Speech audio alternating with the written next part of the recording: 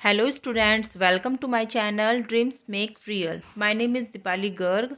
और बच्चों, आज मैं आप लोगों की ईएमसी की जो आपकी वर्कशीट नंबर 17 आई है, आज मैं आपको इस वर्कशीट को अच्छे से समझाऊंगी। चूँकि आज की आपकी जो वर्कशीट है वो आज समझने के लिए ही है। आज की आपकी वर्कशीट में आपकी सोच बताई गई है कि आपकी सोच क्या कहती है, आपकी सोच के अकॉर्डिंग आपके ऑप्शंस में कौन सा आंसर राइट है। बहुत ही इजी वर्कशीट है आप लोगों की। ऑप्शनल क्वेश्चन इसमें दिए गए हैं, बस थोड़ा सा आप लोगों को समझना है और सही ऑप्शन पर आपको टिक का निशान लगाना है। बच्चों, जैसे कि आप अब तक जो आपकी 16 वर्कशीट आई है ईएमसी की, उसमें करते आ रहे हो। यहाँ पर अपना नाम, टीचर का नाम और यहाँ पर आपको अपनी डेट लिखनी है। बेसिकली जो ये आपकी वर्कशीट है ये आपकी 23 नवंबर से लेकर 28 नवंबर के लिए आती है। तो हम इसमें लिख सकते हैं 23 टू 28 नवंबर। तो बच्चों, आप ये वर्कशीट है वो 9, 10th, 11th और 12th चारों क्लास के बच्चों के लिए होती है। ईएमसी की वर्कशीट और अंडरस्टैंडिंग बेस पर होती है। तो इजी भी होती है और इंटरेस्टिंग भी होती है। प्रिय सहपाठी, कोरोना के चलते आप सभी विषयों के साथ साथ ईएमसी की भी वर्कशीट कर रहे हैं, जो हम आपको हर हफ्ते भेजते हैं। सही बच्चों, आपकी ईएमसी की वर्कशीट हर हफ्ते आती है। इनमें आप विभिन्न थीम्स जैसे कि सपने देखना, खुद को समझना, दूसरों को समझना आदि कुछ गतिविधियां करते हैं और उनसे सीखी हुई बातों पर सोचते हैं। आइए इस हफ्ते हम छोटा छोटा ब्रेक लेते हैं। इस बार हम अब तक की वर्कशीट पर आपका फीडबैक जानना चाहते हैं कि अब तक जितनी भी वर्कशीट आई हैं, 16 वर्कशीट आई हैं, आपका क्या फीडबैक रहा है। क्या इन वर्कशीट से आप लोगों को कुछ हेल्प मिली है अपने आप को समझने में, परिस्थितियों को समझने में, अपने विचार डेवलप करने में। तो ये वर्कशीट यही चाहती है कि आप अपना फीडबैक दीजिए। इट मीन्स जो इसमें क्वेश्चन आंसर दिए गए हैं वो आपकी सोच को पता लगाने के लिए दिए गए हैं, ताकि हम आपके लिए ईएमसी के अनुभव को और बेहतर बना सकें। बच्चों, जिस तरह से हम लोगों से फीडबैक मांगा जाता है ताकि कुछ गलतियां पता चलें, उनमें सुधार लाया जा सके, तो इसी तरह से इस ईएमसी की वर्कशीट के थ्रू हमसे फीडबैक मांगा जा रहा है। कृपया खुलकर अपने सुझाव हमारे साथ साझा करें। देखो बच्चों, इस फीडबैक फॉर्म में बहुविकल्पीय प्रश्न है। It means multiple choice question दिए गए हैं। जैसे मैंने आपको बताया है, आपको सही पर टिक का निशान लगाना है। लेकिन ये नहीं है कि मैंने जिस पर टिक का निशान लगा दिया है, मेरी समझ के अकॉर्डिंग आपकी भी वही समझ होगी। आप अपनी समझ के अनुसार इस पर टिक का निशान लगाना। उन सभी विकल्पों पर सही का निशान लगाएं जो आपने की है। देखो बच्चों, आपने इनमें से कौन कौन सी ईएमसी की वर्कशीट कंप्लीट की है। एंटरप्रेन्योरशिप माइंडसेट पाठ्यक्रम का परिचय, बड़ा सोचना, dream bigger, understanding self, understanding others, collaboration, effective communications, manage fear या क्रिटिकल थिंकिंग। बच्चों, हमारी जो लास्ट वर्कशीट है ईएमसी की वर्कशीट नंबर 16 आई थी, वो हमारी क्रिटिकल थिंकिंग पर आई थी, जिसमें हमने किसी प्रॉब्लम पर सोच विचार करके उसका सॉल्यूशन ढूंढा था। और डर के साथ डर के पार, ये वाली वर्कशीट भी आई होप आपने पूरी की होगी, जिसमें हम अगर किसी परिस्थिति से डरते हैं, डर से परिस्थिति को देखकर हम गिव अप कर लेते हैं, तो हमें गिव अप नहीं करना चाहिए, बल्कि हमें डर के साथ परिस्थिति का सामना करना चाहिए। डट कर सामना हमें करना चाहिए। और प्रभावी संचार है, सहयोग है, दूसरों को समझना, स्वयं की सोच। तो इसमें से आपने जो जो वर्कशीट कंप्लीट की है उस पर आपको टिक का निशान लगाना है। साथ ही इनमें से आपकी पसंदीदा वर्कशीट कौन कौन सी है, उनके नंबर यहाँ लिखिए और उसका कारण भी हमें बताइए। बच्चों, मेरी पसंदीदा वर्कशीट तो इसमें से 7 और 8 नंबर की रही है, क्योंकि जो 7 नंबर की है, डर के साथ और डर के पार, इसमें हमने क्या किया है, कठिन परिस्थितियों का सामना करना सीख लिया है। का सामना करना सीख लिया। अगर बच्चों आपने कोई और वर्कशीट कंप्लीट किया है, कोई और अच्छी लिखी है, तो आप वो भी लिख लेना। और समीक्षात्मक सोच तो बहुत ही अच्छी लगी है वर्कशीट मेरे को, क्योंकि इसमें हमने क्या किया है, समस्या पर विचार करके, समस्या पर विचार और उपाय खोजना, उपाय खोजना। तो बच्चों मुझे तो 7 और 8 नंबर की वर्कशीट बहुत अच्छी लगी है, आप अपने अकॉर्डिंग लिख देना।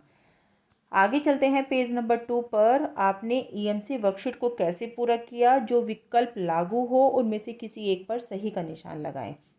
देखो बच्चों, अगर जैसे आपको ईएमसी की वर्कशीट दी जाती है, अगर आपने उनको पहले पेपर पर उतारा है या सीधे पीडीएफ फाइल को एडिट करके करा है या दोनों, बच्चों मेरी राय में तो मैंने जो है देखा है कि सबसे पहले बच्चों को पेपर पर उसको उतारना चाहिए और फिर उस पर सोच विचार करके अपने आंसर देने चाहिए। लेकिन अगर आपके ऑप्शन में जो भी ठीक है आप वो लगा देना। अगर दोनों है तो आप दोनों को भी टिक लगा सकते हैं। क्वेश्चन नंबर 3 की तरफ बढ़ते हैं। ईएमसी वर्कशीट करने में आपको कितना समय लगता है? जो विकल्प लागू हो उनमें से किसी एक पर सही का निशान लगाएं। बच्चों देखो, अगर आपको ईएमसी की वर्कशीट कंप्लीट करने में 2-4 घंटे लगते हैं तो वो लगाना, 4 से 6 घंटे लगते हैं तो वो। लेकिन मुझे तो ईएमसी की वर्कशीट करने में 1 से 2 घंटे का समय लगता है, क्योंकि पहले उसको समझना पड़ता है और फिर आपको समझाना है, उसके अच्छे अच्छे सॉल्यूशन ढूंढने हैं। तो मेरे हिसाब से 1 to 2 our is enough. Fourth number का क्वेश्चन हम लोग देख लेते हैं। क्या आप वर्कशीट में गतिविधियां करने के लिए दिए गए इंस्ट्रक्शन को आसानी से समझ पाते हैं?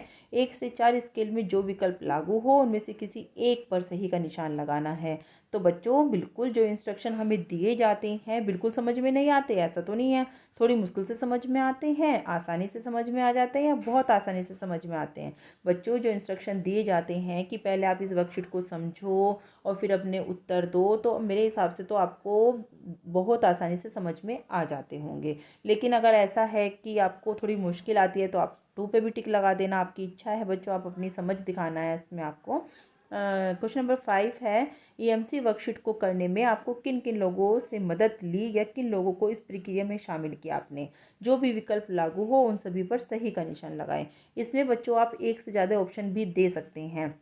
अगर आप ईएमसी की वर्कशीट को कंप्लीट करने में अपने पेरेंट्स की हेल्प लेते हैं तो, अपने सिबलिंग्स की हेल्प लेते हैं तो उस पर टिक निशान लगाना, अपने फ्रेंड्स की हेल्प लेते हैं तो उस पर टिक का निशान लगाना है, अपने नेबर की हेल्प लेते हैं तो उस पर टिक का निशान लगाना है। तो बच्चों आप इसमें 2 भी लगा सकते हैं टिक और 3 भी लगा सकते हैं।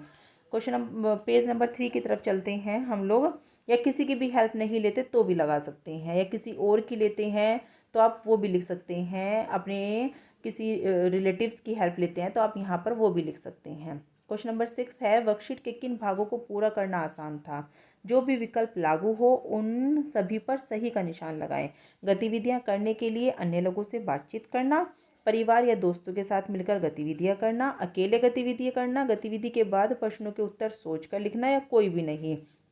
बच्चों गतिविधि करने के लिए, क्योंकि गतिविधि वही अच्छी होती है जिसमें हम जो करते हैं परस्पर सहयोग के साथ करते हैं, वो हमें ज़्यादा समय के लिए हमारे ब्रेन में रहती हैं, हम उसको ज़्यादा समय तक अपने माइंड में स्टोर कर सकते हैं। तभी तो कहते हैं ना कि आपस में सहयोग से किया गया काम ज़्यादा अच्छा होता है, ज़्यादा सटीक होता है। तो आप लोगों को ऑप्शन ये वाला भी अच्छा है इसके लिए। और प्रश्नों को बाद में सोचकर लिखना, जैसे मैंने आपको बताया है कि पहले उसको कॉपी में लिख लो और फिर उसके बाद प्रश्नों को सोचकर लिखो, है ना। अगर आपको कोई और ऑप्शन है तो वो लगा देना। क्वेश्चन नंबर 7 की तरफ चलते हैं। वर्कशीट करने में आपको कैसा महसूस हुआ? बच्चों कैसा महसूस हुआ आपको? एक्साइटेड, मज़ेदार, उबाऊ, चिंतनशील या कन्फ्यूजिंग? तो उन सभी पर सही का निशान लगाए जो सही है। एक तो एक्साइटेड है बच्चों, क्योंकि बहुत ही अच्छी अच्छी एक्साइटेड चीज़ें आपके सामने आती हैं इन वर्कशीट के थ्रू, और मज़ेदार भी होती हैं। और चिंतनशील तो बिल्कुल है, क्योंकि हम इसमें अपनी सोच डेवलप होती है। जैसे क्रिटिकल थिंकिंग के द्वारा हमने अपनी प्रॉब्लम लिखी थी लास्ट वर्कशीट में, मैंने आपको, अगर आपने नहीं देखी है तो आप चैनल की प्लेलिस्ट में जाकर देख सकते हैं। मैंने आपको प्रॉब्लम के ऊपर बताया था कि किस तरह से हम प्रॉब्लम से अवेयर हुए, उसके सोल्यूशन हमने फाइंड किए। तो इस तरह से चिंतनशील तो ज़रूर है ये वाली वर्कशीट हमारी। क्वेश्चन 8 की तरफ मूव करते हैं। क्या आपको गतिविधियाँ करके और फिर उन पर सोचकर सीखने का तरीका अच्छा लगा? 1 से 4 स्केल में जो विकल्प लागू हो उनमें से किसी एक पर सही का निशान लगाएं। बिल्कुल बहुत अच्छा लगा, बिल्कुल अच्छा नहीं लगा, अच्छा नहीं लगा, या अच्छा लगा, या बहुत अच्छा लगा? बच्चों मेरे हिसाब से तो बहुत अच्छा लगा ऑप्शन अच्छा रहेगा इसमें। और क्वेश्चन नंबर 9 की तरफ चलते हैं। आपको लगता है कि आप इन वर्कशीट से कुछ नया सीख पाए? हाँ बिल्कुल सीख पाए हैं। अगर हाँ तो एक उदाहरण दें। बच्चों क्या लगता है आपको, आप ईएमसी की वर्कशीट से आपने कुछ सीखा है? हाँ या नहीं? अगर हाँ है तो बच्चों एक उदाहरण दे दीजिए। हमने डर पर काबू पाना सीख लिया। और क्या है बच्चों इसका ऑप्शन? कि अपने लक्ष्यों और सपनों को समझना सीख लिया। अपने लक्ष्यों और